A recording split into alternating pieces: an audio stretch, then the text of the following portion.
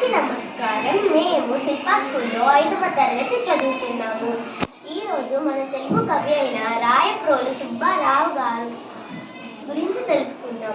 రాయప్రోలు సుబ్బారావు గారు జననం మార్చి 17, 1892లో జన్మించారు. రాయప్రోలు సుబ్బారావు గారు తెలుగు భావ కవిత్వానికి ఆద్యుడు. ఇతనిని నవ్య కవిత పితామహుడు అంటారు. ఇతను రాసిన కొన్ని రచనలు ఆంధ్రవెల్లి, వనమాల, జడకుచ్చులు, తెలుగు తోట మొదలగునవి. ఈరోజు రాయప్రోలు సుబ్బారావు గారు రచించిన దేశభక్తి గేయం పాడుదామా?